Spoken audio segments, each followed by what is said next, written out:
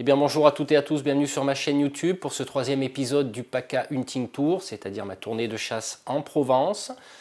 J'en profite à travers cet épisode qui a été tourné le 18 octobre 2015, donc c'était la journée nationale de la chasse, qui invitait les non-chasseurs à rejoindre les chasseurs en terrain réel, en action de chasse réelle, de façon, selon moi, effectivement à nous rapprocher, à combler un petit peu le fossé qu'il y a entre les chasseurs et les non-chasseurs. J'ai pas pu y participer, mais je le fais à travers cette vidéo à ma façon pour éventuellement amener non pas les non-chasseurs à épouser notre cause, mais simplement apporter peut-être une petite réflexion sur le monde de la chasse. Je vais vous inviter à travers cette vidéo à m'accompagner. Elle va être ponctuée effectivement de petites explications pour les profanes, afin qu'ils puissent, on va dire, regarder d'un œil différent le monde de la chasse. Je tiens à remercier la société de chasse, la Saint-Hubert-Marmoranaise, pour la prise d'image durant ce week-end, en particulier bien sûr Julien Sanchez, André Bacot et Robert Berton, le président de cette chasse, plus communément appelée les casquettes rouges, qui ont été, on va dire, précurseurs du port du gilet fluo à la chasse. Elle est notamment citée comme exemple au sein de la Fédération de chasse du Vaucluse pour leur mise en place de miradors et leur effort accentué au niveau de la sécurité. Suite à cette vidéo, mon partenaire et ami Jean-Marie Brunier, qui est reporter cynégétique et photographe pour des magazines spécialisés de chasse, va rédiger un article sur cette société de chasse qui est exemplaire. En attendant, ce que je vous propose, c'est qu'on va décortiquer un petit peu comment se déroule une battue, quelles sont les consignes, enfin tout ce qui tourne autour d'une chasse collective à travers toutes les images que je vous propose.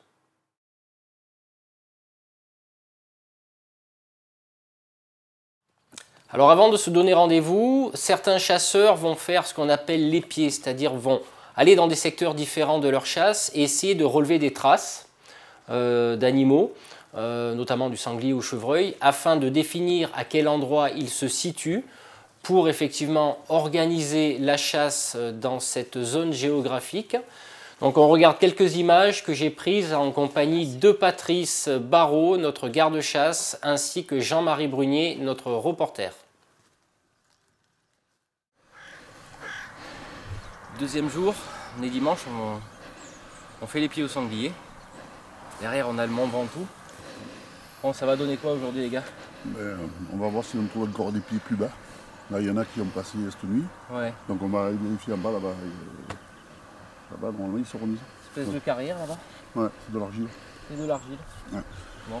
Donc on va essayer de voir sur les trous, puis après voilà, on va essayer de faire chasse. On va essayer de faire mieux qu'hier, parce que hier j'ai les mains qui sont gros, c'est dommage quoi. C'est pour ça. Si on n'a pas de sanglier, on fera de la poterie parce qu'il y a de l'argile. Voilà. On va se débrouiller. Bah oui. Ou des bennes de siège. Voilà aussi. C'est pas mal. Bon allez, Allez, ça on marche. fait les pieds. Allez, on y va.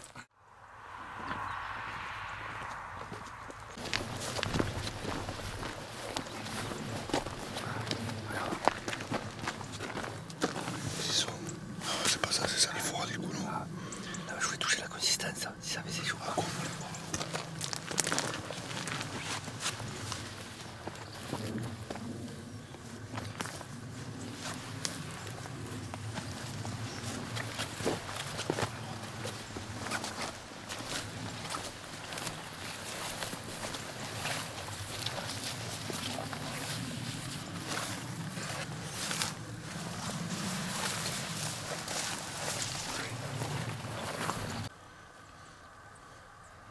Elle monte là. Ah, ils prennent la coulée. Ils prennent la coulée debout. Mais ça c'est les gardes à l'arrière alors. Ça, c'est une mer. C'est plus rond, tu vois. C'est plus rond, il n'y a pas les argots de derrière. Ah oui. Si c'est à l'arrière, il y a les argots et c'est beaucoup plus fin.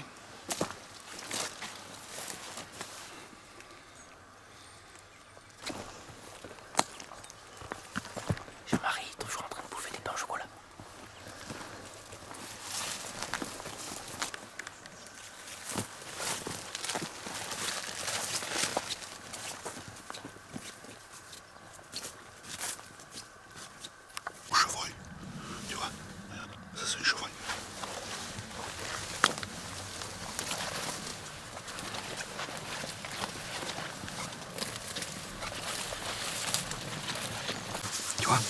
Cette mâle, tu vois, le sabot est plus long. Ouais, d'accord. Et là, tu as les argots qui marquent. C'est un gros mâle, ça. Bon, c'est un mâle de 40, 50 kilos. Ah oui, Pas on dirait 40 kilos. Ouais. Un petit mâle de 40 kilos. Eh ouais. Le Mont Ventoux. Bon, aujourd'hui, malheureusement, on le verra pas. Hein. Ouais, pas beaucoup. Ouais. Ah, là, hier, on a chassé là-haut. Au Géant de Provence. Ouais, voilà. Octobre, et on voit qu'il y a encore des grappillons de muscade dans la vigne. Et c'est grâce à ça qu'on a des grives dans la vigne. Ce qui est étonnant dans ce biotope, c'est que c'est de l'argile. Les vignes poussent dans l'argile.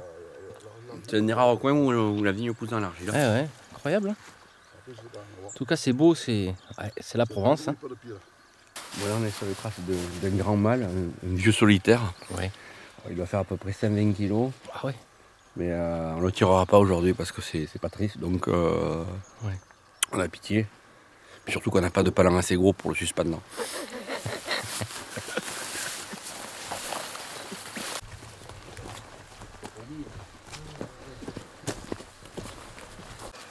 On a un beau mâle là. Putain.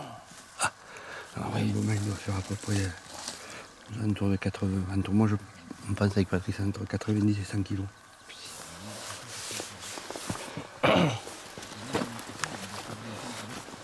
Ça démarche, on voit qu'il est tranquille. Ah ouais. Il compte comme ça tout le temps et il t'arrive dans les pieds là, tu vois, on regarde où il passe. Tu vois, voilà. Ouais. Après, Il est au pied, il même pas été tranquille. Bon, résultat. ben, il y a des pieds. On va aller voir les collègues et puis on va décider où c'est qu'on fait l'attaque. Là, apparemment, il y en a il fait plus de 5 kilos, il y en aurait encore 3 ou 4. Et on va voir là-bas et puis c'est le chef qui va décider. Ah bah allez, Voilà. on y va. C'est parti.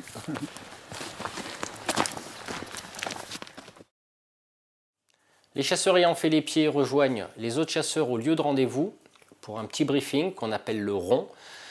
Le chef de battue va réunir les chasseurs non armés au cours de ce rond pour définir dans quel secteur on chasse en fonction du résultat des pieds. Va rappeler aux chasseurs qu'il est obligatoire de porter un gilet fluo pour se voir entre nous et que les autres usagers de la nature nous voient. Va être demandé effectivement de respecter l'angle de tir des 30 degrés qui est très important à la chasse. J'ai d'ailleurs fait une vidéo sur la sécurité ici avec ma fédération de chasse. On va définir les postes ou tirer au sort en fonction bien sûr des règlements de la société de chasse. Et à ce moment-là, on va pouvoir se rendre sur le lieu de chasse et y apposer des panneaux indiquant qu'il y a une chasse en cours afin d'avertir les autres usagers de la nature qu'une chasse se déroule dans ce secteur.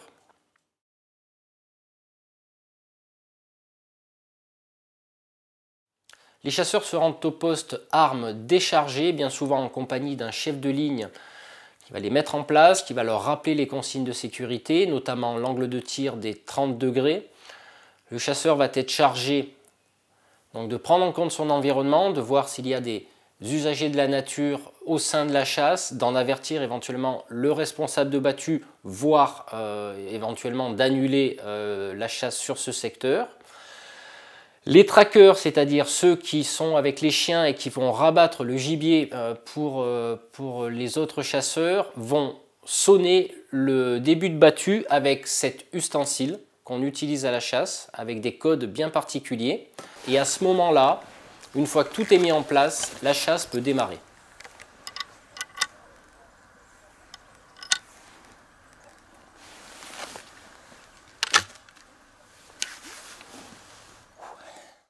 Quand on est posté dans une battue, on n'a pas le droit de changer d'endroit. Ça peut être dangereux. On reste posté du début à la fin de la battue. Et de là où j'étais, j'ai pu assister à un ferme au sanglier. C'est-à-dire que les chiens ont entouré et bloqué des sangliers. Les traqueurs sont chargés effectivement de se rendre sur ce ferme parce que les sangliers se défendent et peuvent blesser, voire tuer les chiens.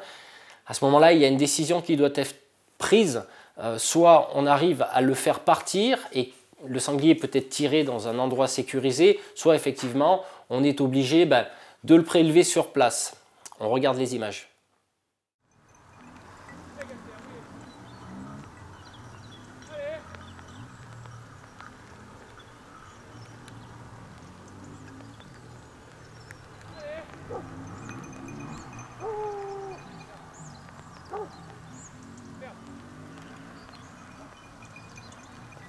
peut-être quelque chose là.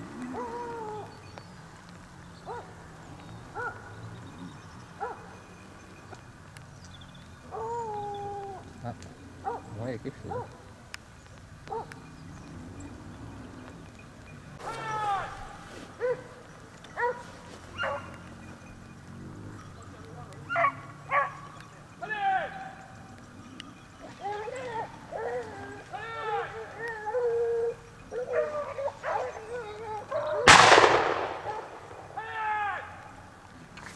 Putain, il y avait un sanglier depuis tout à l'heure là-bas, t'y crois?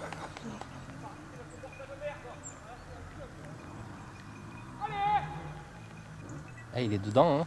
Il est dedans, hein.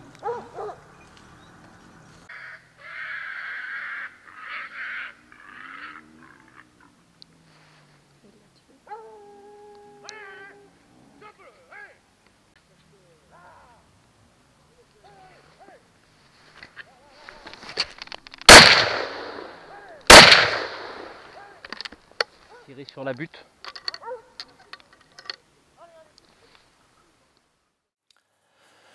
Une fois le ferme effectué, des sangliers ont pu se dérober et nous contourner. C'est à ce moment-là que j'ai pu tirer dans mon angle des 30 degrés, légèrement en hauteur mais dans une butte, parce qu'il est interdit de tirer en crête, hein, on ne sait pas où part la balle, donc j'ai tiré en tir fichant comme on appelle. Bon, je n'ai malheureusement pas prélevé mon premier sanglier de ma carrière, mais ce fut un moment assez exceptionnel. Bon alors comme j'ai prédit ce matin, on a bien fait les pieds. Donc il y en a déjà 2 tableaux. Et éventuellement on va voir si on peut récupérer celui qui fait entre 100 et 120 kg. Donc voilà, ce matin on a très bien travaillé Eric. Ouais. T'as tiré? J'ai tiré, j'ai loupé. Tu as loupé, c'est pas grave, c'est la chasse. Moi j'ai loupé hier, donc c'est la chasse. Mais je suis content parce que mon ami a tiré. Voilà. Je l'ai placé correctement et là éventuellement on va voir si on peut trouver le gros sanglier et j'espère que tu vas peut-être le tuer. Ah bah ouais. Ok. Alors dernière demi-heure c'était chaud, hein. Dernière demi-heure de chasse c'était chaud. Voilà, donc on a des chiens de partout, on a encore des chiens qui sont fermes, on en a de partout et là on se retrouve avec Eric tous les deux. Voilà. Et donc on prend l'initiative de descendre pour voir si éventuellement on peut servir le sanglier. Voilà. Ouais. Ah ben, on va y aller. Et donc voilà. ma petite femme qui est derrière la caméra, on lui a demandé de rester en sécurité. Voilà, donc il y a quelque chose, le monte à l'arbre, ça sera difficile mais bon, on n'est pas loin. Ok, à tout à Allez, l'heure. c'est parti. Alors moi mon avis. On va y aller, on va descendre.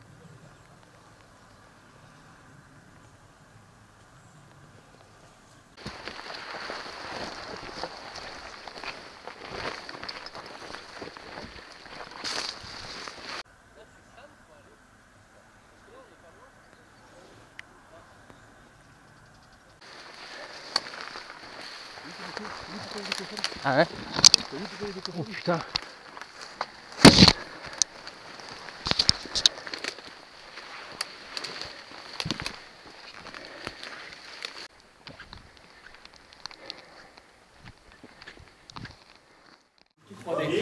C'est Mickey qui m'a placé. Donc c'est vrai que c'est sorti derrière, il m'a fait tirer. Hein, j'ai loupé, mais c'est pas grave, hein, Mickey. C'est pas grave, tu reviendras la prochaine fois Voilà. et tu tueras avec. Voilà, donc on remet ça en novembre, je pense, Voilà. parce que là, le Graal, il était pas loin. Hein. Il était pas loin du tout, mais j'ai pu le tirer. Je remercie la société de chasse de Montmorency qui m'a réservé un super accueil avec Patrice, avec... je connais pas tous les prénoms, mais... Le petit tétras, tu vois. Voilà. Tes traces. Voilà. Donc voilà, super ambiance. On va passer maintenant à À la pesée. la pesée Alors, des il y aura sangliers qui ont été prélevés, parce qu'il y en a 2, dont un qui était prélevé... Trois, et peut-être le gros. Et peut-être le gros qu'on a entendu quand ils étaient aux fermes tout à l'heure. Allez, c'est parti. Un autre petit point important sur la chasse au grand gibier, parce que je ne vais pas aborder toutes les chasses. Nous, chasseurs, payons pour chasser. Quelqu'un qui va ramasser des champignons, qui va faire du VTT ou de la balade, ne paye pas pour aller dans la nature. Nous, oui. À quoi servent ces cotisations? Ces cotisations servent en partie à financer les dégâts commis sur les cultures par les grands gibiers. C'est-à-dire, ce n'est pas vous, non-chasseurs, qui payez, ce n'est pas le contribuable, ce sont les fédérations de chasse à travers nos cotisations. Donc ça, il faut le savoir, car peu de gens le savent.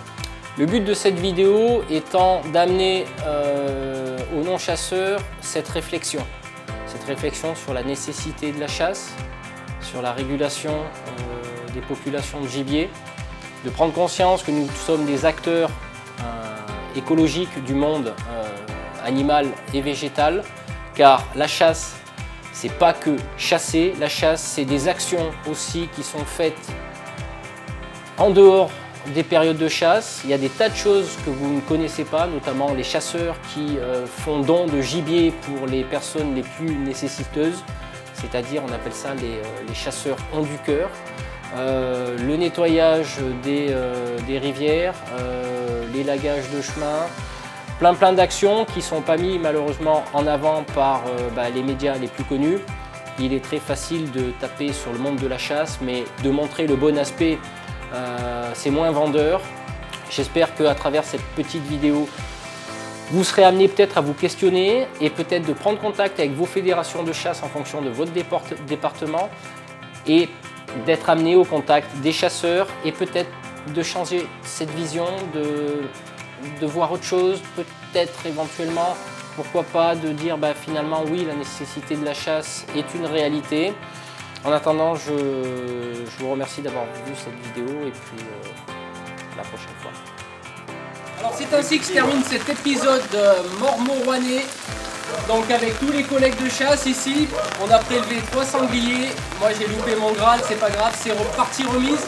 Je reviens les gars. Ah, je reviens, allez c'est parti, en novembre je reviens. Tu mets dans ta bouteille sur toi.